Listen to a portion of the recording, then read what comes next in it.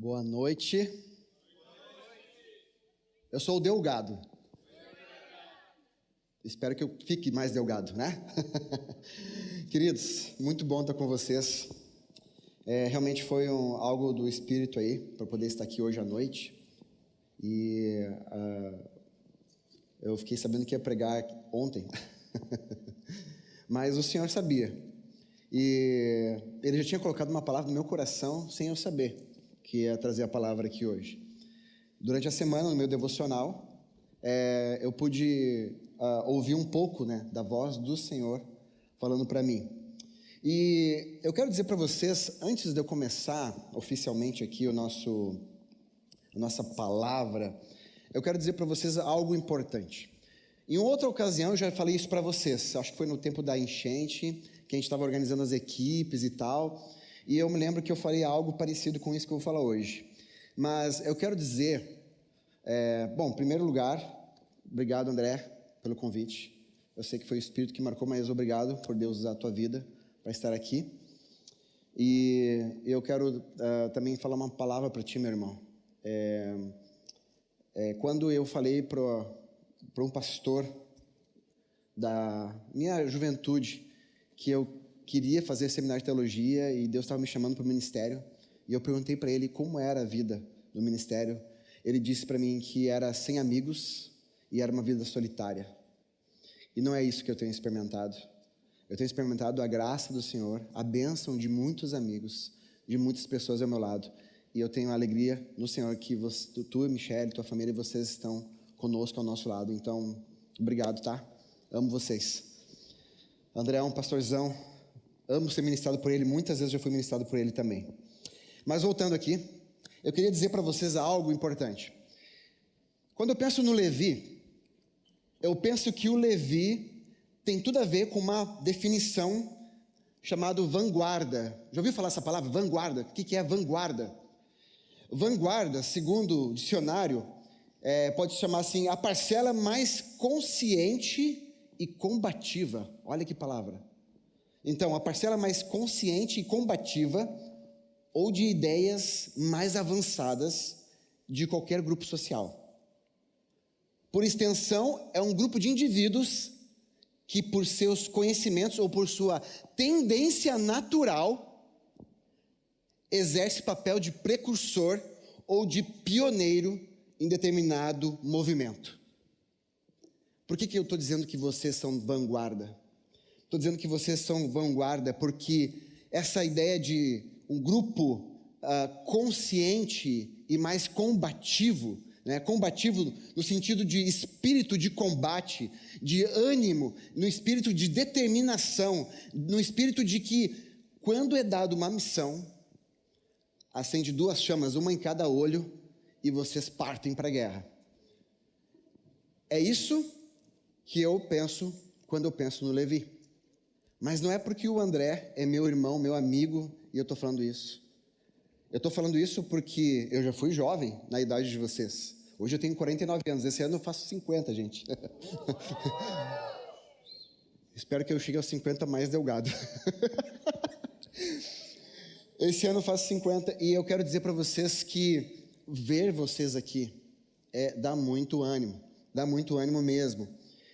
Eu quero dizer para vocês que essa tendência natural de quem é vanguarda, de exercer um papel de alguém que vai ser pioneiro, alguém que vai à frente, alguém que é precursor de algo, isso tem tudo a ver com jovens. E a gente sabe que existem jovens que são mais lentos, e você sabe que na galera tem aí alguém que é mais lento, mas mesmo assim, quando a missão é dada, ele está junto com todos os outros. Com todos os outros. Estou falando isso porque eu vejo vocês assim, eu vejo o Levi assim, mas eu estou falando isso também porque eu tenho certeza que Deus vê vocês assim, como vanguarda, como um povo, um grupo de pessoas que estão prontos para a guerra, que fazem muito para vencer essa guerra, que se esforçam, que vão além, e vocês têm, além de todo o vigor da juventude, vocês têm algo diferente, que é Jesus. Eu estava aqui ouvindo os louvores, adorando o Senhor, e aquela música, foi difícil não pular aquela música. Tu tens minha força e o meu coração. O pessoal que cantou aí sabe qual é que eu estou falando, né? Cara, foi lindo de ver. A música está dizendo, tu tens minha força e meu coração. E não tem jeito, né? Não tem outra maneira disso ser melhor expressado do que através da vida de jovens incendiados pelo Senhor Jesus. Amém? Então eu quero que, para começar esse nosso tempo juntos aqui, você coloque na sua cabeça isso. Somos vanguarda. Você diz aí, diga um para o outro aí, somos vanguarda. Diz aí. Diga para outra pessoa assim, nós temos o espírito combatente. Diga aí. Diga aí que você é pioneiro. Diga um para o outro. Você é pioneiro. Isso aí. Bem, então agora vocês vão entender, né? Nós vamos entrar aqui no texto bíblico, vocês vão entender por que eu estou falando isso também. Porque nós vamos falar hoje de um texto que é Colossenses capítulo 3. E antes de eu falar sobre o capítulo 3, nós vamos ler capítulo 3, versículos 1 até o 17. Se quiser deixar já aberto na sua Bíblia, no seu aplicativo, pode deixar. Mas eu vou dar uma breve introdução para vocês entenderem o que está acontecendo aqui. Da onde surgiu a igreja na cidade de Colossos? Da onde surgiu, como que a palavra de Deus foi alcançar Colossos? E o livro de Colossenses, ele foi então escrito para uma igreja, né, que existia numa cidade chamada Colossos, né? É muito estranho esse nome, particularmente falando. Mas é interessante que essa cidade, séculos antes de Paulo aparecer, essa cidade era uma cidade de referência comercial. Eles tinham ali um comércio muito forte, e eles era uma cidade que movimentava toda a região ao redor. Só que na época de Paulo, Colossos, ela se tornou de uma cidade importante para uma cidade de segunda categoria. Isso passou séculos, né? Então, aquele prestígio que Colossos tinha, eles já não tinham mais. Aquela forma como as pessoas falavam sobre Colossos já não era mais do mesmo jeito. Já havia perdido o destaque, já havia perdido a importância que teria para as outras cidades ao redor. Então já tinham outras cidades na época de Paulo, mais importantes que Colosso. Só que algo mudou, uma coisa muito importante, mudou a história de Colossos no tempo de Paulo. E foi o fato de que nos 3 anos do ministério de Paulo em Éfeso, um jovem, provavelmente um jovem, não há nada na Bíblia que diga que ele era jovem, mas por tudo que ele fez eu imagino. Daí a minha imaginação agora, tá? Parênteses, eu acho que ele era um cara novo. Esse cara saiu da cidade de Colossos e foi a Éfeso. E chegando lá ele conheceu o apóstolo Paulo. E então Epáfras, que é o nome desse homem, desse jovem, ele ouve o evangelho e ele se entrega a esse evangelho de Jesus. E ele, a partir disso, ele sai então de Éfeso e volta para Colossos, possivelmente a sua cidade natal, e ele começa a pregar a palavra. E o que aconteceu?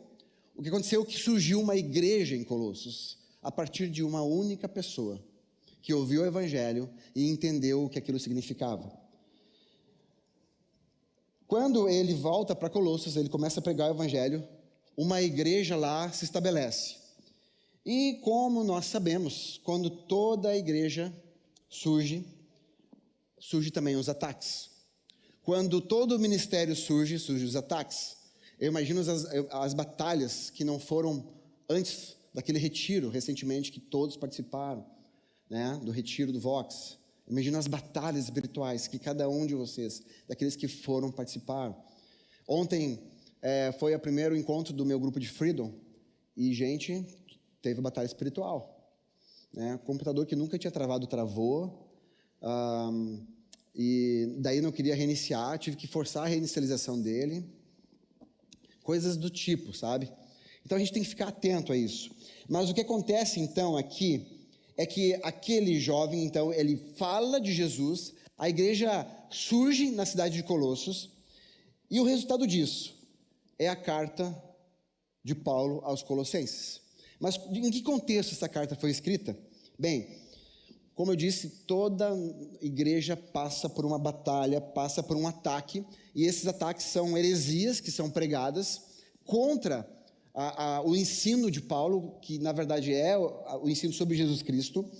E é importante entender que nenhuma doutrina foi mais atacada até hoje do que a doutrina que fala a respeito das coisas, né, de Jesus Cristo, que na teologia se chama a área da cristologia, né, o estudo sobre Cristo. Mas, simplificando isso, tudo que se fala sobre Jesus, essa doutrina sobre Jesus Cristo, ela é constantemente atacada. Ela é constantemente atacada de muitas formas. Mas aqui, Epáfras, ele recebeu esses ataques de alguns gnósticos, de alguns homens, que eles queriam ensinar que Jesus Cristo não era tudo aquilo que ele estava dizendo que era. Que Jesus Cristo não era aquilo que os apóstolos estavam dizendo. E esses homens, eles queriam tentar, na verdade, desqualificar, eles queriam despojar a pessoa de Jesus, despojar a sua divindade, eles queriam destruir a perfeição que havia em Cristo. Ou seja, homem, mas ao mesmo tempo Deus. Divindade, mas ao mesmo tempo humanidade. Esses homens, eles queriam fazer isso. E o que aconteceu foi que o Epáfras, então, diante de tudo isso, ele descobre que Paulo está em Roma. E ele vai até Roma. E ele chega em Roma e ele pede ajuda para Paulo. E aí Paulo, então, ouve ele, aconselha ele e depois envia a carta aos Colossenses. É assim que essa carta surge.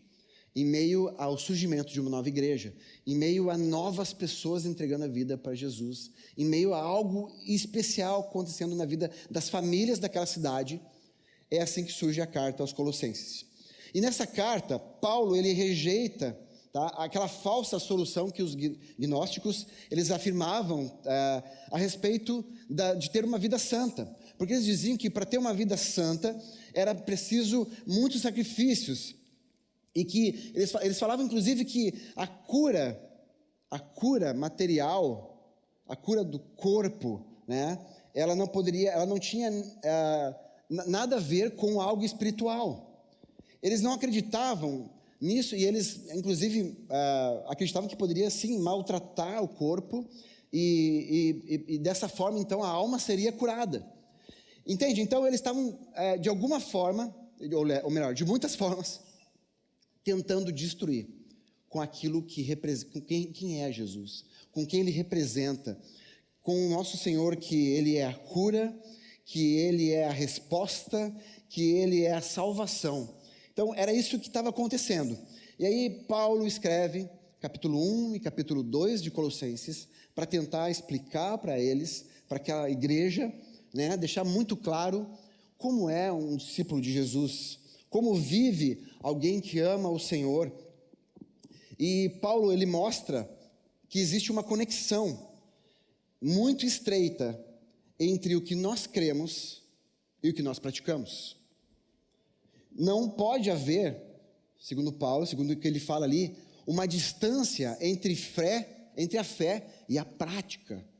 Não pode haver, né, em outras palavras, uma diferença entre o seu discurso pessoal, aquilo que você diz que é, e o seu estilo de vida. Não pode haver. Porque se houver, bem, então a gente está ficando distante de ser um discípulo de Jesus. Eu me lembro que na minha juventude, né, no grupo de jovens, a gente chamava assim grupo de jovens, e a gente saía para comer um pastel, para fazer alguma coisa juntos, né, todo sábado à noite. E é interessante que naquelas saídas, às vezes a gente encontrava alguns irmãos que não estavam no culto jovem e que estavam noutra vibe, no outro ritmo. E a gente ficava com aquilo no coração, puxa, o que falta, né, para ele estar aqui conosco? O que precisa para ele estar conosco? E essa dificuldade daquilo que eu falo para aquilo que eu pratico, isso persegue a gente a vida inteira. Recentemente eu tive que pedir perdão para uma das minhas filhas, pela minha postura. Ela estava triste comigo, estava magoada comigo. Eu precisei pedir perdão a ela. Eu precisei restaurar, e restauramos, para a glória de Jesus, restauramos ali o nosso relacionamento. E aquilo foi muito importante. E a partir daquilo eu comecei a ver outras coisas que eu não estava enxergando a respeito de mim mesmo. E que minha esposa estava me falando. E eu comecei a entender que nunca é tarde para recomeçar, nunca é tarde para fazer algo diferente. Bom, dito tudo isso sobre o contexto de Colossenses, nós vamos ler rapidamente ali, capítulo 3, versículos de 1 a 17, acho que vai aparecer para ti aqui na tela. Diz assim: portanto, já que vocês ressuscitaram com Cristo, procurem as coisas que são do alto, onde Cristo está assentado à direita de Deus. Mantenham o pensamento nas coisas do alto, e não nas coisas terrenas, pois vocês morreram, e agora sua vida está escondida com Cristo em Deus. Quando Cristo, que é a sua vida, for manifestado entre vocês, então vocês também serão manifestados com Ele em glória. Assim façam morrer tudo o que pertence à natureza terrena de vocês: a imoralidade sexual, a impureza, a paixão, desejos maus e a ganância, que é a idolatria. É por causa dessas coisas que vem a ira de Deus sobre os que vivem na desobediência, as quais vocês praticaram no passado, quando costumavam viver nelas. Mas agora, abandone todas essas coisas: ira, indignação, maldade, maledicência e linguagem indecente no falar. Não mintam uns aos outros, visto que vocês já se despiram do velho homem com suas práticas e se revestiram do novo, o qual está sendo renovado em conhecimento à imagem do seu Criador. Nessa nova vida, já não há diferença entre grego e judeu, circunciso e incircunciso, bárbaro e cita, escravo e livre, mas Cristo é tudo e está em todos. Portanto, como povo escolhido de Deus, santo e amado, revistam-se de profunda compaixão, bondade, humildade, mansidão e paciência. Suportem-se uns aos outros e perdoem as queixas que tiverem uns contra os outros. Perdoem como o Senhor lhes perdoou. Acima de tudo, porém, revistam-se do amor, que é o elo perfeito. Que a paz de Cristo seja o juiz em seu coração, visto que vocês foram chamados para viver em paz, como membros de um só corpo, e sejam agradecidos. Habite ricamente em vocês a palavra de Cristo. Ensinem e aconselhem-se uns aos outros com toda a sabedoria, e cantem salmos, hinos e cânticos espirituais com gratidão a Deus em seu coração. Tudo o que fizerem, seja em palavra ou em ação, façam-no em nome do Senhor Jesus, dando por meio dele graças a Deus Pai. Amém? Diga amém aí. Amém. É que está meio escurinho, então agora eu sei que tem gente aqui. Queridos, então nós vemos aqui que Paulo, ele é muito intencional no que ele escreve no capítulo 3. Porque enquanto capítulo 1 e capítulo 2, ele vai falando sobre a supremacia de Cristo, sobre como devemos viver livres do legalismo, como fomos ressuscitados mediante a fé em Jesus, e como fomos perdoados dos nossos pecados, e que a nossa dívida foi cancelada, e como temos agora a vida com o Senhor. Ele fala tudo isso, capítulos 1 e 2. No capítulo 3, então, nós somos desafiados a fazer tudo isso que ele acabou de falar de forma prática, a abandonar coisas. E aqui eu quero dizer que a palavra de ordem para esses versículos, que me saltou 3 vezes, apareceu a palavra revistam-se. Apareceu no versículo 10, no versículo 12 e no versículo 14. Eu estou usando a NVI, tá bom, gente?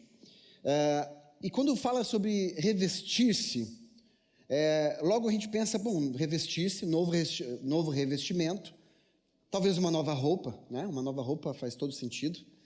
Mas sabe que o meu pai biológico, meu pai não pai celestial, pai biológico, ele é da área da engenharia. E ele me ensinou muitas coisas a respeito de ferramentas, de máquinas, enfim. Se alguém algum dia precisar de alguma coisa, eu estou disposto a ajudar sobre isso. Mas eu aprendi uma coisa. Eu aprendi que uma broca, ela pode ser uma broca simples, ou ela pode ser uma broca que tem um revestimento. Essa broca que tem um revestimento, ela tem um maior poder de furar, por exemplo, uma viga de concreto. Porque ela tem um revestimento especial, e é justamente para que ela fica mais forte, ela consegue penetrar melhor do que uma broca comum, e o mais interessante é que ela fica mais rígida, ela não quebra tão fácil. Ao mesmo tempo, quando pensamos em revestimento, pensamos também numa parede bem revestida, bem protegida contra a umidade. Hoje em dia tem muito equipamento. Quando nós mudamos para Porto Alegre, estou morando em Porto Alegre fazem 90 dias, a gente tem uma churrasqueira, tem uma área lá, uma churrasqueira, o André viu a churrasqueira, ainda não saiu churrasco, mas vai sair churrasco lá, tá bom? E, cara, aquela churrasqueira deu uma infiltração para o vizinho de baixo. Ela era todo tijolinho à vista, e os tijolos à vista infiltraram água, e aquilo foi infiltrando por dentro do concreto, algo impressionante. Se não tivesse me mostrado o empreiteiro lá, eu não teria acreditado. Eu diria que eles estavam me enrolando para me entregar o apartamento. Mas foi algo impressionante. Então eles tiveram que rebocar a churrasqueira e botar um revestimento por fora, uma tinta especial para que a água não penetrasse. O que tem a ver isso com o que nós acabamos de ler na palavra de Deus? Tem a ver que quando nós estamos revestidos, nós temos maior resistência para uma missão que nos é dada. Quando nós estamos mais revestidos do Senhor Jesus, nós estamos mais fortes, é mais difícil de quebrar. Você consegue fazer aquilo que o Senhor te entrega de uma forma, tudo é na dependência dEle, mas como estamos revestidos nele, então as coisas mudam. Não é na força do seu braço. Você não faz a missão de Deus apenas com aquilo que você conhece, o seu conhecimento. Você então realiza a missão de forma diferente. Quando nós estamos revestidos do santo poder de Deus, do Senhor, da presença dEle nas nossas vidas, quando vêm os ataques, eles não penetram no seu coração, porque você está revestido do Senhor. Uma vez eu vi um pastor aquele que está na Suécia, lembra dele? Não lembro o nome dele agora. Ralph, isso aí, obrigado, Laila. Ele veio falar sobre ataques que às vezes as pessoas falam, né? Às vezes as pessoas nos ofendem. E eu me lembro de uma expressão que ele usou, que foi muito legal. Ele disse que quando você está no Senhor, e está certo da sua identidade no Senhor, e vem vindo algum tipo de ataque, alguém falando algo contra a sua identidade, alguém falando algo contra você, seja sobre a sua aparência, sobre o seu caráter, seja o que for, ele diz que quando você está no Senhor, você só dá um passo para trás assim, e aquela afronta, aquela ofensa, ela passa reto, e aí você continua o seu caminho, entendeu? Porque nós, como estamos em guerra, nós precisamos ser revestidos do Senhor. Amém? Todos podemos ir à guerra, mas somente os discípulos comprometidos podem vencer essa guerra. Essa é uma verdade. Podemos ir todos para a guerra, mas aqueles que são comprometidos com o Senhor, esses vão vencer a guerra. Esses vão chegar ao final. Pode ser que a gente chegue de arrasto, pode ser que a gente chegue com algumas feridas, mas nós chegaremos ao final. Mas nós precisamos ser servos comprometidos, revestidos do Senhor Jesus. E por isso, eu quero afirmar hoje para você aqui que o discípulo comprometido, ele se reveste de Cristo. O discípulo comprometido, ele anda perto do Senhor, ele busca as coisas do Senhor, ele conhece as coisas do Senhor, ele sabe o que agrada a Deus e o que não agrada a Deus. O discípulo comprometido, ele faz a missão, mas ele sabe que o mais importante é quem ele é na presença do Senhor, e não o que ele faz para o Senhor, faz em nome do Senhor. Está entendendo? Muitas vezes a gente confunde, né, que o nosso valor está ligado ao que nós fazemos, quando na verdade o nosso valor, e depois a gente vai falar sobre isso, está guardado no Senhor. Amém? Então, para começar, eu quero falar sobre o discípulo que se reveste procurando as coisas do alto. Ali no versículo 1 fala sobre procurar as coisas do alto, né? Diz ali, dediquem-se às coisas que são do alto, onde Cristo está. Pensem nas coisas do alto, não nas coisas da terra. Então, quando nós olhamos para isso, eu penso, puxa, dedicar-se e pensar nas coisas do alto significa que eu não vou ficar distraído com nada das coisas desse mundo. Como assim, André? Eu preciso estudar para aquela prova da faculdade. Eu sei. Eu também tenho coisas para fazer. Por exemplo, ir no mercado. É bem diferente de fazer a prova da faculdade de lógica, né? Mas tem outras responsabilidades. E é muito fácil, nesse mundo que nós vivemos, se distrair com isso, se distrair com festas, se distrair com coisas que não fazem nenhum sentido para um discípulo de Jesus, de se distrair com aquilo que na verdade está me afastando, me deixando distante das coisas do alto. E quando eu falo das coisas do alto, bem, eu estou falando sobre uma identificação.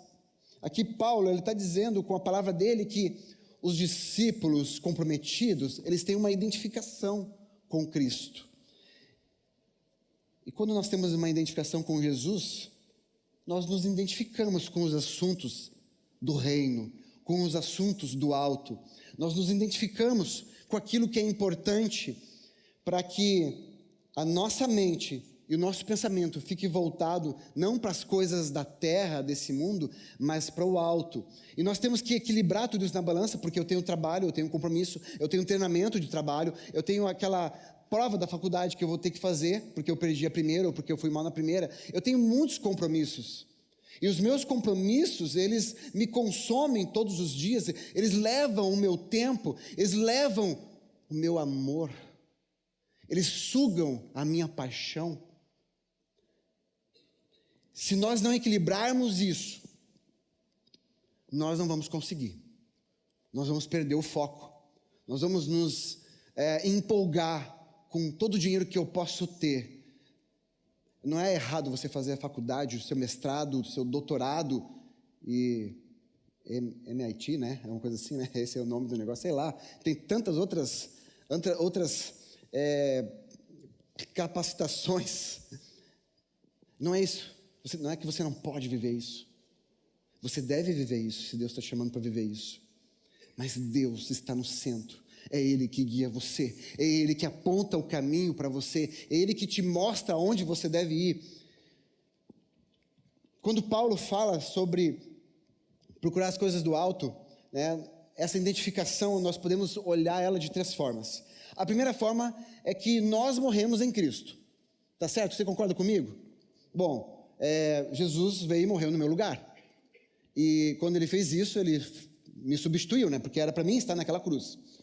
Mas, a partir do momento que Jesus fez isso, então, Ele morreu a minha morte, para que eu pudesse o quê? Viver a vida que Ele me entregou. Faz sentido isso que eu falei? Se eu tenho a vida que Ele me entregou, eu também participei, de alguma forma, né, dessa identificação de que a morte dele me trouxe a salvação. A morte dele me trouxe nova vida. A morte dele trouxe sobre a minha vida. Ela quebrou, ela pagou a dívida que eu tinha, e ela quebrou o poder do pecado. Essa identificação. Também morremos com ele. Essa afirmação significa que eu morri para o mundo. Que a minha vida não faz mais sentido sem Jesus. Que todas as coisas da minha vida são guiadas a partir do que Jesus me diz para mim fazer. Mas a gente sabe que no dia a dia eu decido o que eu vou comprar. No dia a dia eu não oro para saber se eu tenho que trocar de carro. No dia a dia eu decido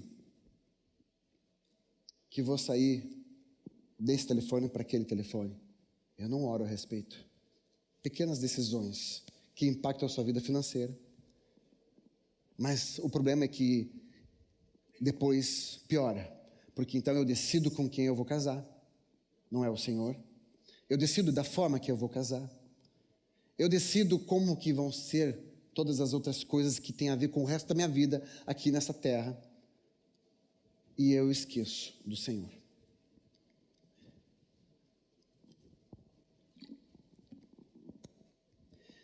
Quando ele diz que nós, ele afirma, da forma como ele colocou isso no texto, sobre essa identificação, que morremos com Cristo, nós morremos com Cristo porque nós decidimos viver a vida que Ele nos entregou. Nós também vivemos em Cristo, e aí tu vai para Filipenses 1:21, para mim viver vamos ver, para mim o viver amém, obrigado. Gálatas 2:20, não sou mais eu quem vivo, mas Cristo vive em isso, e esse texto é tão legal porque no grego lá original, Cristo vive em mim, é como se ele dissesse assim, Cristo, olha a profundidade disso, gente, é esquisito, mas olha a profundidade disso, Cristo me vive. Ou seja, eu não decido mais o que eu vou comprar, com quem eu vou casar, como eu vou direcionar o resto da minha vida. Cristo me vive. Eu ouço a voz dele e ele fala comigo e eu decido o caminho que eu vou. Eu quero decidir isso, eu desejo decidir isso, porque isso me traz segurança, porque isso me traz paz e isso me coloca na vontade dele. E ninguém quer aqui viver fora da vontade dele, porque é na vontade dele que nós vivemos com alegria. Temos desafios, temos dores, temos lágrimas, temos tristezas, temos feridas, mas no Senhor nós nos fortalecemos, no Senhor nós somos reerguidos, porque Cristo me vive, porque Cristo vive em mim. E uma terceira forma de olhar para essas coisas do alto é que nós estamos escondidos com Cristo. Ali no versículo 3 fala, pois vocês morreram e agora a sua vida está escondida com Cristo em Deus. E eu queria entender por que Paulo falou isso. Eu sempre fiquei pensando, André, por que a nossa vida está escondida, E eu comecei a pesquisar, e na verdade, Paulo disse isso porque nós não pertencemos mais a este mundo. E aquela situação daquela igreja, lá em Colossos, aqueles gnósticos que estavam atacando a igreja, eles costumavam dizer que existiam tesouros da sabedoria. E esses tesouros estavam escondidos em livros secretos que só eles tinham acesso. Pegou? Esses tesouros estavam escondidos em livros secretos que só eles tinham acesso. E aí Paulo diz, agora a sua vida está escondida com Cristo em Deus. Ou seja, para nós, Cristo é o tesouro. Ele é o tesouro de toda sabedoria. E nós estamos escondidos nele. Amém? Amém? Eu estou dizendo isso para você entender. Você precisa se revestir procurando as coisas do alto. Que tipo de coisa você tem procurado? Que você tem, como você tem olhado? Como você tem visto a sua vida? Alguém que olha para o alto? para as coisas de Deus ou alguém que está muito distraído ao redor. Essa semana eu orei para uma pessoa que eu nunca vi na vida. Quer dizer, isso acontece com uma certa frequência, né, André? A gente faz muito isso, né? Mas eu estava no trânsito. E aí um carro parou na minha frente. E aí desembarcou uma moça. E ela atravessou. E ela atravessou com o celular na mão. E ela foi andando e ela parou. E eu fiquei assim, meu Deus, ela parou na faixa de segurança e o sinal estava aberto. Não, desculpa, o sinal estava fechado. E eu pensei assim, só que falta quando o sinal abrir, ela cruzar. E eu fiquei assim, Senhor, ajuda ela a olhar para cima, ajuda ela a olhar para cima. E daí ela olhou para cima e viu que estava fechado, daí ela correu, que estava verde, né, o semáforo para ela. Ela correu, atravessou. Gente, é a coisa mais fácil do mundo acontecer isso. Quantos de nós não caminham com o celular na mão, olhando, e passou? Quantos de nós não estão dirigindo e cuidando do GPS, além do que deveria, e passou?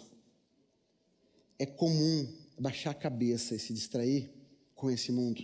É fácil, mas nós estamos procurando as coisas do alto. Amém? Você está procurando se revestir com aquilo que vem lá do trono do Senhor, lá do alto. O discípulo comprometido, ele também se reveste matando a natureza terrena. Versículo 5, né, fala o seguinte: assim façam morrer tudo o que pertence à natureza terrena de vocês. Quando eu era seminarista, estava fazendo curso de teologia, né, tinha um pastor que ele gostava de fazer as brincadeiras comigo, André. Ele disse assim, ele estava pregando, olha que loucura, e ele olhava para mim sentadinho assim e dizia assim, ô André, o que é toda no grego? Eu disse, meu Deus, não sei. Daí eu ficava assim, olhando assim, todo sem jeito. Daí ele disse assim para mim, toda no grego é toda, é tudo, não é só algumas coisas, é tudo. Daí eu, puxa vida, se eu soubesse que era essa resposta, eu não tinha nem me preocupado. Mas aqui o texto está dizendo, para você se revestir, matando a natureza. E Paulo está dizendo, faça morrer algumas coisas. Não, ele está dizendo, faça morrer tudo que pertence à natureza terrena de vocês. Matar a natureza terrena, matar a natureza terrena é um estilo de vida apropriado para o caráter de um cristão. Gálatas 6, 7 e 8 diz, não se deixe enganar de Deus, não se zomba, pois o que o homem semear, isso também colherá. Quem semeia para a sua carne, da carne colherá destruição. Mas quem semeia para o Espírito, do Espírito colherá a vida eterna.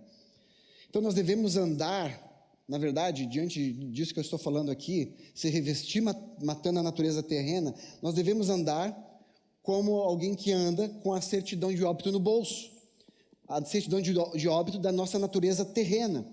Porque morremos com Cristo. Então nós temos poder para fazer morrer a nossa natureza terrena. O Espírito Santo te dá poder para isso. Ele te capacita para isso. Se você orar e clamar e se derramar na presença do Senhor, pedindo que o Senhor te liberte dos teus pecados, pedindo que o Senhor te liberte das tuas mazelas, daquilo que te atrapalha, daquilo que... Quantas vezes você chegou na frente do Senhor? Ah, meu Deus, de novo, Senhor. Pequei de novo, Senhor. Eu não aguento mais. Eu estou desesperado. Isso está me sufocando. Sabe? Essas coisas, o pecado, isso, ele estraga tudo. Ele acaba com tudo que está sendo construído. É como tu ter uma parede sendo erguida e de repente alguém lá e consegue de alguma forma chutar o alicerce e abalar toda a estrutura. Nós precisamos nos revestir, sendo um servo comprometido, um discípulo comprometido, nos revestindo, mas matando a nossa natureza terrena. Eu lembro de uma história de um amigo meu que ele entrou numa sala para expulsar o demônio. Estavam outros pastores lá e presbíteros. História antiga, André. Essa é antiga. E ele entrou. Eu estou falando isso porque eu não tive coragem de entrar, tá? É sério. Naquela ocasião eu não tive coragem de entrar.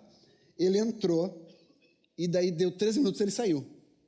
E daí saiu a milhão. Ah, desculpa, a gente bati aqui. Saiu a milhão. Eu esqueci que estava com isso aqui. Saiu uma liderança em cima, andou para uma sala.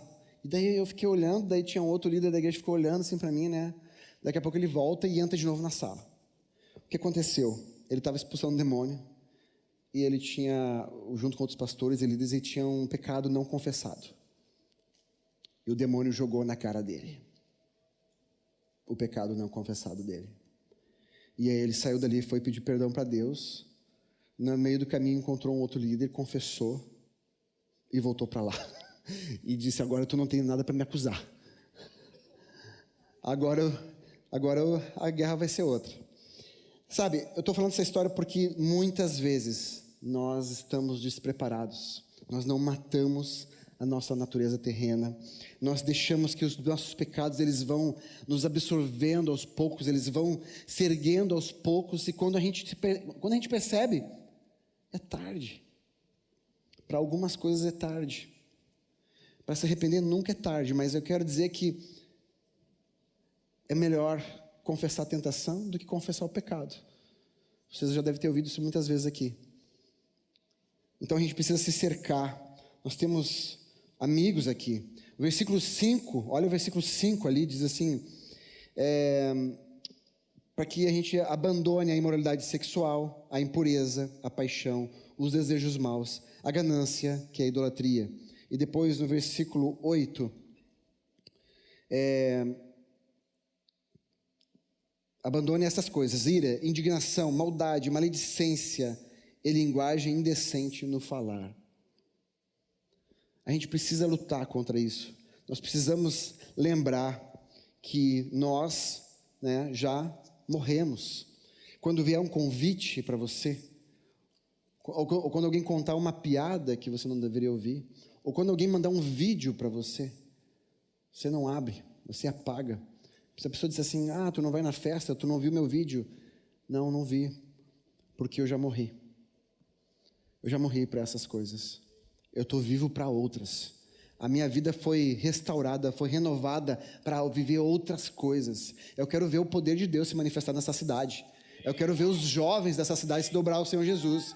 Eu quero ver aqueles amigos que estão afastados voltando, porque estão vendo na nossa vida algo diferente. É isso. A gente vai dizer não para essas coisas, mas a gente vai dizer sim para o Senhor. Nós vamos nos revestir. Nos versículos 9 e 10 diz assim, não mintam uns aos outros, visto que vocês já se despiram do velho homem com suas práticas, e se revestiram do novo, o qual está sendo renovado, olha isso, sendo renovado em conhecimento, a imagem do seu Criador. A minha cabeça explodiu quando eu li isso aqui, gente. Eu fui renovado, eu sou um novo homem. E está dizendo que vamos de novo, está dizendo que eu estou sendo renovado em conhecimento. Não quero me atrapalhar. Estou sendo renovado em conhecimento, a imagem do meu Criador. Você está entendendo isso? Você está entendendo que o Espírito Santo te entregou tudo para você lutar? Sabe? Lutar com todas as forças. Lutar contra o diabo e os demônios na oração, usando as armas espirituais. Vocês têm conhecido muito as armas espirituais. Vocês têm um pastor, casal ali, maravilhoso, gente. Eu gostaria de ter sido pastoreado por ti, cara, na minha juventude. Eu fui pastoreado por outra pessoa. Teve outros desafios, não é o momento agora para falar sobre isso. Mas eu gostaria de ter sido pastoreado por ti, meu irmão. Pelo teu amor, com as vidas, teu cuidado. Quando nós lembramos que somos renovados em conhecimento, a imagem do nosso Criador, nós não precisamos nos preocupar com o conhecimento do mundo. Nós não precisamos nos preocupar com aquilo que aqueles homens estavam atacando a igreja em Colossos, aqueles gnósticos, sobre o conhecimento. A gente não se preocupa mais com isso. O que Paulo está dizendo aqui, olha, seja renovado no conhecimento, a imagem do seu Criador. É isso. Você está sendo renovado à imagem do seu Criador. No conhecimento, a imagem do seu Criador. Estou repetindo isso muito, porque precisa entrar na sua mente que essa renovação, ela acontece através de uma vida entregue ao Senhor. Ela acontece através de um discípulo comprometido, de um discípulo que está se revestindo do Senhor e se revestindo das coisas do céu. É dessa forma. O discípulo comprometido, para terminar, ele se reveste do elo perfeito que é o amor.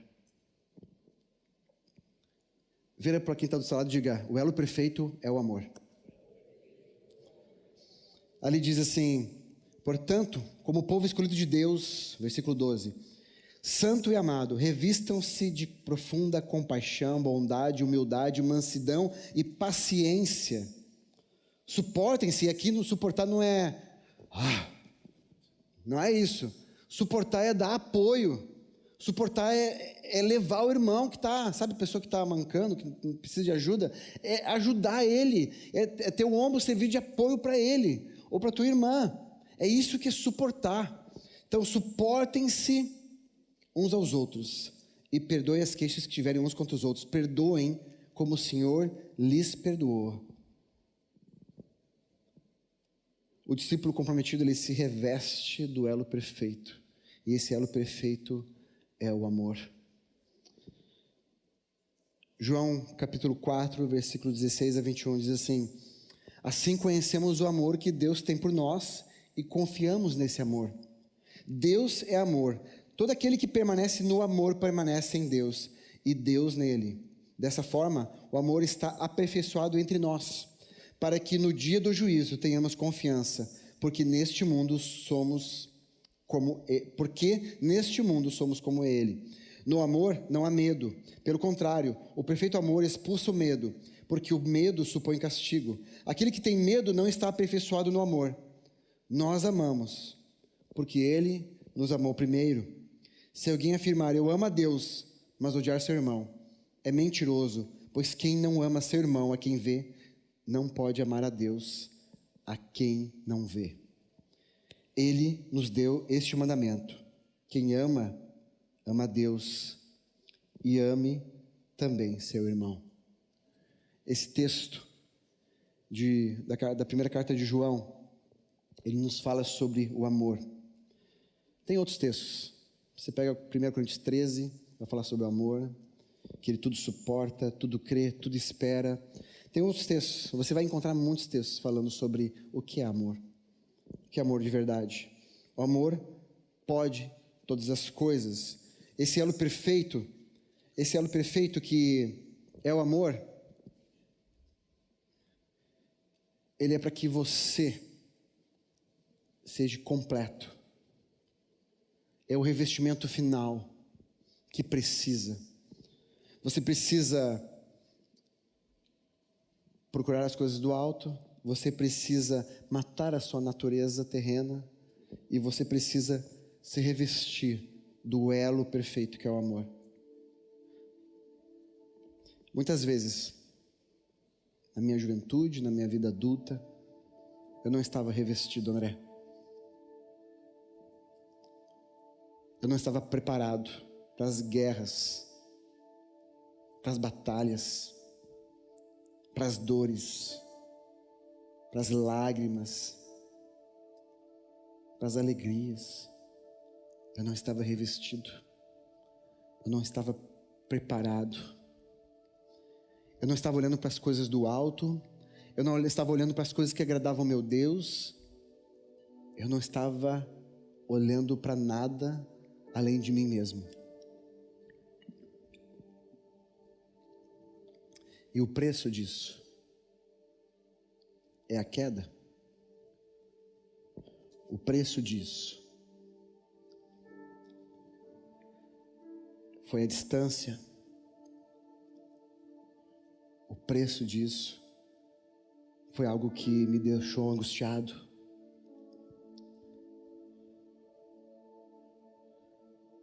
Há alguns anos atrás,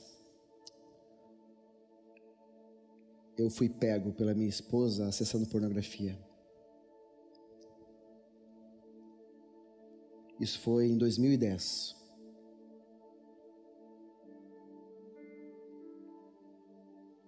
E eu fiquei tão,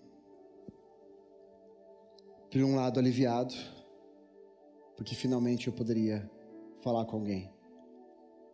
Mas por outro lado, triste, porque eu tinha machucado a minha esposa. Então eu procurei o pastor, procurei o Tércio, tive uma conversa com ele. E de lá para cá, todo tipo de revestimento que eu enxergo, que eu percebo, eu quero para mim. Passei alguns anos ali servindo no Cérebro na Restauração. E naquele tempo, eu lembro que toda vez que eu pegava um caderno que eu ia facilitar um grupo, eu pegava aquele caderno e refazia ele, porque eu queria crescer. Eu não queria desperdiçar mais nenhuma chance de crescer. E ontem, no primeiro encontro do meu grupo de Freedom, André e Michele, eu estava repassando ali, né, com a Cid o roteiro, e daí eu comecei a chorar. Deus, obrigado por poder servir as pessoas e facilitar de alguma forma para que elas encontrem o caminho da restauração e da cura. Mas nada dá certo se não houver revestimento. A broca quebra, a parede sofre infiltração e começa a desmanchar. E acontece um abalo pior, que é um abalo na estrutura. Está entendendo o que eu estou falando? Quando nós deixamos de nos revestir do Senhor, começa a entrar coisas que não é para entrar. E isso vai consumindo você, até que as suas estruturas não suportam mais. E aí acontecem muitas coisas. As pessoas ficam doentes, as pessoas entram em vários tipos de crise, elas não conseguem enxergar uma solução, elas cometem loucuras às vezes. Nós precisamos nos revestir do Senhor. Nós precisamos nos revestir daquilo que realmente vai nos fortalecer, daquilo que realmente vai fazer a diferença nessa guerra. Nós estamos em guerra. Ontem, quando aquelas coisas começaram a acontecer com o computador, primeiro foi o cabo HDMI, depois foi o computador, eu lembrei, eu estou em guerra. Então eu orei ao Senhor, usei a arma espiritual mais poderosa que eu podia usar naquele momento, e comprei um cabo novo e funcionou, e o computador funcionou, e o som que tinha para aquela televisão, para o vídeo, funcionou. Esqueci de uma coisa, a internet também começou a travar. Olha que loucura, André. Mas depois de orar, tudo mudou. E não é a minha oração, mas é a forma como eu estou diante do Pai. E é isso que Ele quer para a sua vida. Ele quer revestir você, mas Ele te chama para estar numa posição de alguém que deseja isso, de alguém que ama isso, de alguém que ama ouvir a voz dEle de manhã, nos devocionais. Eu me lembro quando, uma época que eu estava com muita dificuldade de me organizar com meus devocionais, eu ouvi o Senhor, vem, e eu não conseguia resistir àquela voz, porque eu sabia que na palavra dEle eu ia encontrar verdades, porque eu sabia que na palavra dEle eu ia encontrar a minha identidade, porque eu sabia que na palavra dEle eu ia encontrar as decisões e me trazer paz para as decisões que eu precisava tomar. Não há nenhuma forma de continuar se você não se revestir do Senhor. Eu quero, se vocês me permitem aqui hoje, fazer uma coisa diferente. Que todos os líderes do Levi, líderes de célula, líderes de alguma coisa, fiquem agora prontos para orar para os seus amigos. Os amigos que vão levantar a mão, sinalizando que precisam de ajuda para se revestir no Senhor Jesus. Então, alguns vão levantar as mãos para dizer: eu preciso de ajuda para me revestir. E aí, os líderes, a liderança, vai chegando perto e vai orando com essas pessoas. Vamos fazer isso agora? Você concorda? Se você quer está buscando ser revestido, quero que você levante a mão aí. Levante a mão aonde você está. E um líder vai chegar perto de você. Ou você levanta e vai até o líder também. Tome esse passo de coragem. Senhor, os teus filhos estão levantando a mão, Deus, dizendo que querem serem revestidos por Ti, Senhor. Eu não sei, Senhor, se eles já Te conhecem. Se eles não Te conhecem, Deus, que eles possam Te conhecer hoje aqui, Senhor. Mas se eles já Te conhecem, Senhor, que o Senhor derrame sobre a vida deles esse revestimento que vai fortalecer eles, Deus, contra o pecado, Senhor. Que vai fortalecer eles, Deus, contra aquilo que atrapalha a vida deles, Deus. Que eles recebam agora essa oração dos seus amigos e sejam revestidos poderosamente, Senhor. E eles possam impactar, Senhor, o mundo ao nosso redor. Porque nós tememos o pecado, Senhor. E o mundo ao nosso redor, ele vai tremer, Senhor. Ele vai tremer, porque estamos revestidos da Tua presença nas nossas vidas, Senhor. Em nome de Jesus, Senhor, vai agindo no meio dos Teus filhos aqui, Pai. Nós queremos ser usados por Ti. Queremos esse revestimento sobre as nossas vidas, que é Tu, Senhor. Nós Te entregamos este tempo agora, no nome poderoso de Jesus de Nazaré. Amém e amém. Continue.